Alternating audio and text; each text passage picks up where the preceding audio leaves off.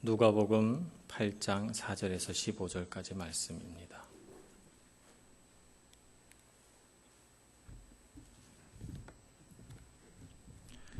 누가복음 8장 4절에서 15절까지 말씀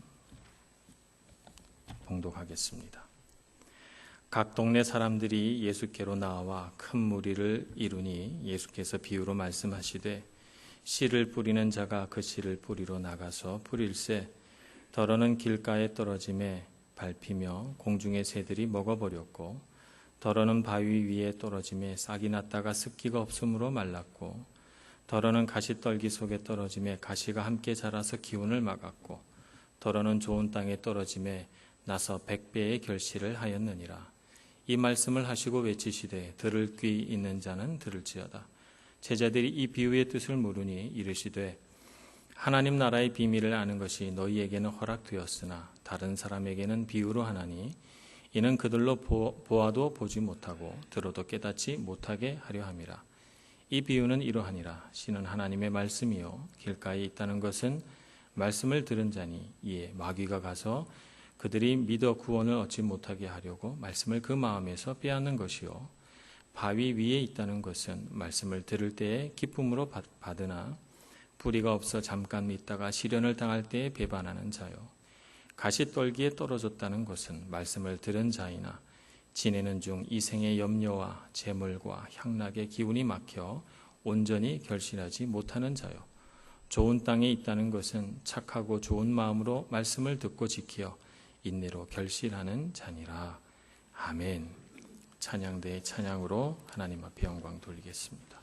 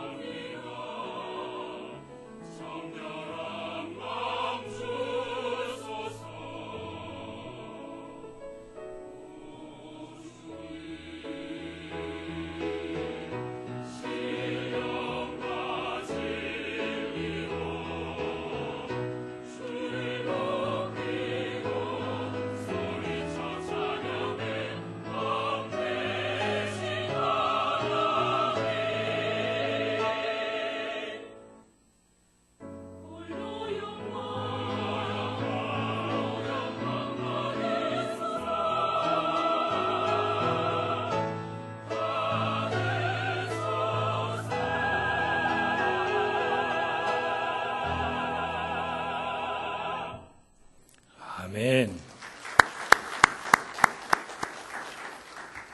찬양처럼 주님만 홀로 영광 받으시기를 소원합니다. 제자 훈련 5기 졸업하는 날 땅에 뿌려진 씨앗이라고 하는 이 예수님의 비유 말씀을 같이 읽고 묵상하게 되는 것이 결코 우연은 아니다 하는 생각을 해봅니다. 성경에 많은 사람들이 등장합니다. 오늘 누가복음 8장에 이르기까지 우리가 경험한 성경의 인물들만 봐도 어떤 사람은 세례 요한의 제자들, 예수님을 선지자다 이렇게 생각하면서도 뭔가 마음에 의혹이 풀리지 않는 이런 부류의 사람도 있었고, 예수님을 거절하는 바리새인과 같은 사람도 있었고, 또 예수님 발 뒤에 서서 눈물을 흘리며 예수님의 발을 닦고 향유를 부은 여인과 같은 사람도 있었습니다. 예수님은 한 분이신데 예수님을 향한 반응은 이렇게 다양할까요? 마음밭이 다르기 때문이겠죠. 그래서 오늘 예수님께서 들려주시는 이 땅에 뿌려진 씨앗에 관한 이 비유 말씀을 우리가 들으면서 우리 마음의 문제는 무엇인지, 우리는 어떻게 우리의 마음을 기경해 나갈 것인지 하는 것을 같이 묵상하면 좋겠습니다. 오늘 여기 보니까 예수님께서 풀이를 해주시기를 씨는 하나님의 말씀이다 이렇게 말씀하시고, 또 땅은 그 말씀을 듣는 사람의 마음이다 이렇게 풀이를 해주십니다. 여기에 우리가 미처 놓치기 쉬운 한 분의 등장인물이 계신데 그분이 바로 농부이신 하나님 아버지십니다. 씨가 그냥 날개가 달려서 날아와서 우리 마음에 오는 건 아니잖아요. 농부이신 하나님께서 이렇게 씨를 뿌리시면 그 씨가 우리 마음밭에 떨어져서 이제 뭔가가 일어나는 것이죠. 저에게는 하나의 도전입니다만 이 말씀을 이렇게 한 밭씩 떼가지고 4가지 종류의 밭을 사주로 한번 말씀을 드려볼까 이렇게 생각을 합니다. 오늘은 특별히 이 길에 떨어진 씨앗에 관해서 한번 말씀을 드리려고 합니다. 길에 떨어진 씨앗. 길이라고 하는 것의 특징은 딱딱하다는 것이 있죠. 많은 사람들이 지나다닙니다. 그런데 이 지나다녀 길이 돼버린 이 땅이 본래 길로 계획된 땅은 아닙니다. 하나님 아버지, 곧 농부이신 우리 하나님께서 씨를 뿌리신 걸로 봐서 그 땅은 원래 밭이었어요. 그런데 딱딱해졌죠. 왜? 사람들이 지나다니니까. 그러니까 그 길로 비유되는 이 마음을 가진 사람은 그 마음에 누가 다녔습니까? 농부 하나님이 다니신 게 아니고 사람들이 다닌 거죠. 많은 사람들이 다닙니다. 이 사람들은 농부가 아니에요. 농부가 아니니까 이 사람들은 그 길을 다니면서 결코 그 땅을, 그 마음을 사랑하지 않습니다. 그냥 밟고 다니죠. 그러니 사람이 한 사람 지나갈 때마다 그 땅은 다져지고 또 다져져서 딱딱한 길이 되어버리는 것입니다. 사실은 그 땅이 본래 밭으로 계획됐으니까 굉장히 연하고 아주 몰랑몰랑해져서 씨를 뿌릴 때 씨가 땅에 쏙 들어가서 습기를 머금고 발화가 돼야 되는데 싹이 나야 하는데 그렇게 되지 못하는 것이죠. 이 세상 사람들은 농부가 아닙니다. 그 밭을 사랑하지 않아요. 그런데 그 마음을 가진 사람은 농부이신 하나님을 바라보지 않고 누구를 바라봅니까? 농부가 아닌 사람들을 향해 자기 마음을 열어놓고 있어요. 그러니까 사람들이 들어와서 밟고 다니죠. 그런데도 그 마음을 포기를 하지 못합니다. 사람을 향해 열어놓고 살아가는 거죠. 누구를 향해 열어놔야 생명이 생깁니까? 하나님을 향해 마음을 열어야 생명이 생기는데 안타깝게도 사람을 향해서만 마음을 열어놓으니 세월이 많이 지난 후에 그 땅은 밭이었는데 길이 돼버리고 만 것입니다. 길이 돼버린 이 사람의 마음에는, 이 마음에도 하나님은 참 은혜롭게도 씨앗을 던져주십니다.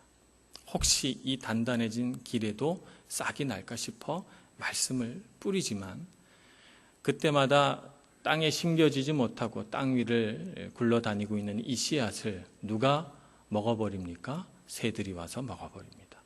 예수님 비유에 따르면 그 새는 사탄을 상징한다고 합니다. 말씀이 마음에 떨어져서 혹시라도 그걸 가만 내비두면 비가 몇 차례 와서 비에 젖어 싹이 날까봐 그 말씀이 떨어진 지 얼마 안 돼서 사탄이 와서 그 말씀을 콕 찍어 가버린다는 것, 빼앗아 가버린다는 것입니다. 만약 우리의 마음이 이와 같이 길처럼 딱딱해진 마음이라면 참 우리의 마음을 가지고 하나님 앞에 많은 것들을 기도하고 소원해야 될 것으로 생각이 듭니다. 이렇게 길처럼 딱딱해진 마음은 어떤 마음인가 하면 영적으로 굉장히 감각이 무뎌진 상태, 어떤 사람은 그것을 영적인 수면 상태에 있는 마음이다 이렇게 표현을 합니다. 영적인 수면 상태에 있으니까 하나님의 말씀이 내게 떨어져도 그 말씀이 얼마나 귀한 것인지, 그 말씀을 통해서 내가 삶의 소망과 능력을 얻을 수 있다는 것을 자꾸 잊어버려요. 이 말씀이 정말 소중한 것인데 이 얼마나 소중한 것인지를 잊어버리는 거죠. 작년에 제가 한국에 출장 갈 때 한 집사님이 저를 공항에 데려다 주셨거든요. 그래서 유쾌하게 대화하면서 이제 공항에 도착했는데 도착해서 표를 끊으려고 표를 이렇게 받으려고 보니까 여권을 안 가져온 거죠. 제가 어디에 정신이 나가 있었던 거죠. 정말 중요한 게 뭐예요? 이 여권을 가져가야 되는데 정작 중요한 여권은 안 챙기고 다른 짐을 잔뜩 챙겨서 공항까지 그냥 갔으니 얼마나 어리석습니까? 우리가 사람이 살아가는 인생이 그러면 얼마나 후회 막급이겠어요. 여권은 그냥 가서 또 찾아오면 되지만 우리 인생은 한 번 지나가면 두 번 다시 안 와요. 그러니 우리는 어떻게 해야 합니까? 내 인생에 있어서 중요한 것을 놓치지 말아야 돼요. 내 마음이 땅이 돼버린, 길이 돼버린 이 사람은 인생에 있어서 정말 중요한 것이 무엇인지 그 중요한 측면을 보지를 못합니다. 마음이 딱딱해졌기 때문입니다. 그래서 정말 겉으로 보기에는 열심히 인생을 살아가는 것 같은데 목적이 없습니다. 내 삶의 목적이 무엇인지. 그래서 가끔 혼자 있을 때 내가 뭘 위해서 이렇게 열심히 이렇게 마음과 몸이 다 힘들어가면서 살아가는 걸까라고 하는 회의가 밀려오지만 그러나 또 일상이 내 앞에 다가오기 때문에 또 나는 살아가야 돼요. 그러니까 잊어버립니다. 그 중요한 것, 한 번밖에 없는 내 인생, 가장 소중한 내 인생에 가장 중요한 것을 뭔가 놓치고 있다고 하는 희미한 생각은 드는데 그러나 그것을 찾을 수도 없고 붙들 수도 없어서 그냥 인생이 흘러갑니다. 이것이 영적인 수면 상태죠. 그러다 보니까 삶이 온통 짜증 그 자체고 마음은 뭔가 모르지만 내가 뭘 잘못한 건 없는데 자꾸 불안해지고 공허해지고 허무해져서 내가 인생을 잘 살아가고 있나 하는 생각을 자꾸 하게 됩니다. 왜 우리는 이런 삶을 살아가게 될까요? 마음이 이렇게 딱딱해진 이런 마음을 가지고 살아가게 되는 이유는 자기 안에 자기 독백이 있기 때문이 그렇습니다. 자기 안에 남들이 듣지 못하는 말이 계속 사이클을 이루면서 돌아갑니다. 제가 전에 한번 우리 예배 때도 말씀을 드렸고 제가 결혼 예비학교 아마 늘 하는 얘기입니다만 사람 마음속에는 자기 독백의 순환 사이클이 있어요. 예를 들자면 자기가 내성적이다 이렇게 스스로 자기를 결론 내린 사람은 이런 사이클을 갖고 있습니다. 나는 내성적이야. 하지만 저 매력적인 사람들과 내가 좀 사귀고 싶은데 다가가서 말 걸어볼까? 안 돼.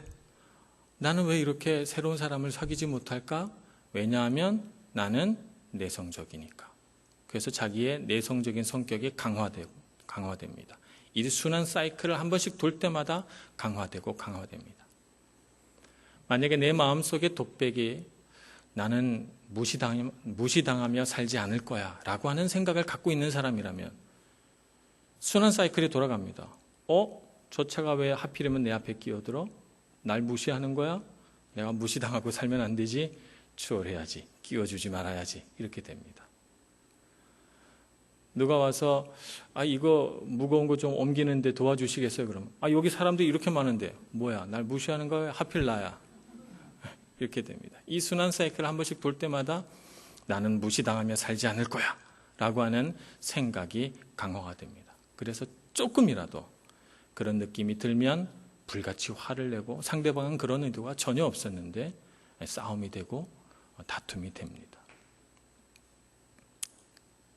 우리 안에는 이런 자기 독백, 자기 대화가 있습니다.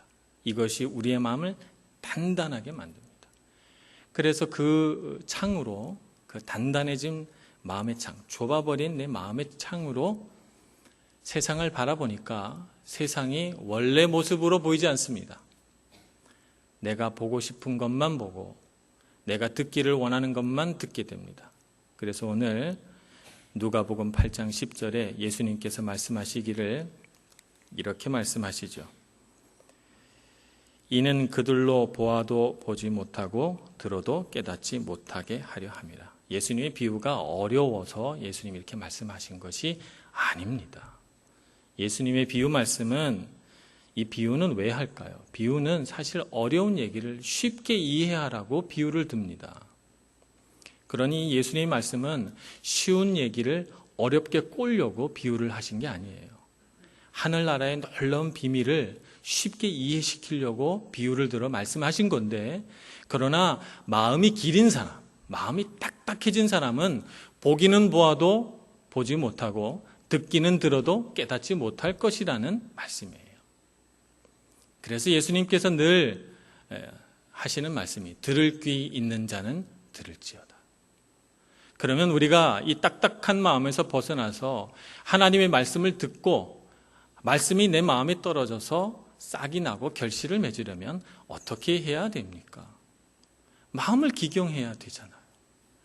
내 이 좁아버린 마음으로, 내 이 딱딱해진 마음으로 그대로 살아갈 수는 없잖아요. 기경해야 합니다. 딱딱해진 우리 땅을 말이죠. 마음의 땅을. 어떻게 기경하면 좋을까요? 기경을 하려면 내 마음 속에 있는 나만 아는 나의 독백을 찾아내야 됩니다. 나는 도대체 무슨 대화를 내 마음속에서 하며 살아가나? 내가 잘해야지 인정받을 거야. 이런 마음으로 살아가는지. 참 섭섭하네. 왜 내 주변에 이렇게 나를 섭섭하게 하는 사람밖에 없나? 이런 마음으로 살아가는지. 아무도 내게 관심 갖지 않을 거야. 나를 이해해주는 사람은 없어. 이런 자기 독백으로 살아가는지. 우리의 자기 독백을 찾아내야 돼요. 그리고 내가 왜 그런 자기 독백으로 마음이 좁아지고 딱딱해졌는지 그 원인을 찾아내는 것이 필요합니다. 그리고 나서 기경해야죠. 하나님의 말씀으로 내가 보지 못하는 진리의 세계로 들어가기를 소망하고 하나님의 말씀으로 내 영혼 깊은 곳까지 기경해내야 합니다. 그래서 내 삶에, 내 생각에 그 딱딱해진 것들을, 그 안에 웅크리고 있는 수많은 어둠들을 하나님의 말씀으로 다 캐내서 그 땅을 부드럽게 만들어내야 합니다. 그래서 결국 인정하게 되는 것이 내가 틀렸구나. 내가 잘못 생각했구나. 지금까지는 내가 다 옳은 줄 알았고 내가 맞는 줄 알았고 내가 보는 것이 최선인 줄 알았는데 그렇지 않구나. 내가 틀렸구나. 내가 잘못 생각했구나. 내가 느낀 이런 감정들이 잘못된 것이었구나 라고 하는 발견. 그래서 비로소 주님 앞에 나와서 주님, 제 잘못입니다. 제가 죄인입니다. 라고 하는 자기 부인에 이르를 때 우리의 마음은 충분히 기경되는 것입니다. 예수님은 누구든지 나를 따르려거든 자기를 부인하고 자기 십자가를 지고 나를 따를 것이니라 이렇게 말씀하셨습니다. 자기를 부인하는 것이 먼저입니다. 자기를 부인하고 우리의 마음을 기경해낼 때, 그럴 때 하나님 말씀은 우리 마음밭에 떨어져서 생명의 싹을 틔우고 그것이 우리의 마음에 한없는 기쁨과 즐거움을 선사해 줄 것입니다. 여러분, 그런 삶을 누리고 싶지 않으십니까? 그런 삶을 향해서 나아가시는 여러분 되시기를 축복합니다. 그러려면 우리는 하나님 앞에 자꾸 나아가야 합니다. 하나님은 빛이십니다. 그래서 우리는 빛 가운데로 우리를 자꾸 드러내야 합니다. 빛 가운데 나가면 우리의 더럽고 추악하고 숨기고 싶은 우리의 모습들이 다 드러납니다. 그런 것들을 두려워하지 말고 그것을 부끄러워하지 말고 빛 가운데 나가 내가 더러운 것을 알고 주님의 은혜로 주님의 사랑으로 나를 씻어달라고 고백할 때 그럴 때 우리 삶의 소망이 있습니다. 창세기 3장에 보면 처음 범죄한 아담과 하와가 등장합니다. 그 아담과 하와를 하나님께서 에덴 동산에서 찾으십니다. 아담아 내가 어디 있느냐 그랬더니 아담과 하와가 자기들이 벗은 줄 알고 하나님은 그냥 그렇게 벗은 채로 아름답게 창조하셨는데 벗은 것이 부끄러워 나뭇잎으로 옷을 입고 하나님이 부르시는데 두려워서 몸을 숨깁니다. 죄 가운데 있는 사람은 반드시 이 두 가지 현상이 나타납니다. 하나는 두려움, 하나는 수치심. 부끄러워서 자기를 가리고 두려워해서 숨습니다. 이렇게 되면 빛 가운데 나갈 수가 없어요.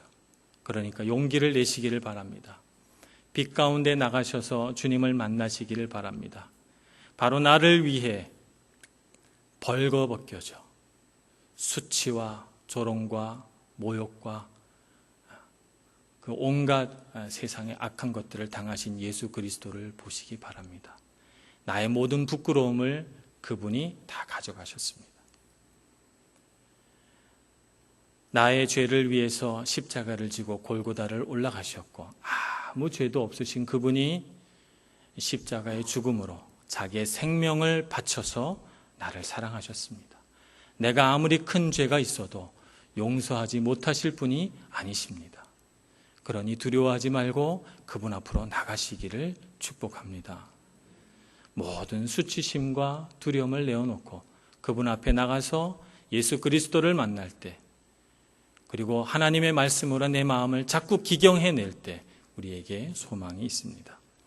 특별히 오늘 졸업하시는 5기 제자반 세 분도 앞으로 그런 거룩한 부담감을 안고 계속해서 마음을 기경해 나가시고 또 이 자리에 앉아 계신 모든 우리 교우분들도 하나님의 은혜로 마음을 기경해 나가셔서 하나님의 말씀의 생명들이 마음속에서 풍성하게 싹트는 그런 은혜가 있으시기를 간절히 축원합니다. 기도하겠습니다. 사랑과 은혜가 많으신 주님, 주님의 은혜의 품으로 나아갑니다. 참으로 부끄러웠던 저희들을 십자가의 사랑으로 용서해 주시고 하나님의 자녀가 되는 큰 능력과 은혜를 주시니 감사합니다. 그 은혜 붙들고 두 번 다시 하나님 실망시켜 드리지 않기 위하여 자랑스러운 하나님의 자녀가 되기 위하여 날마다 예수님의 제자 되는 저희들 다 되게 하여 주옵소서. 예수님의 이름으로 기도합니다. 아멘.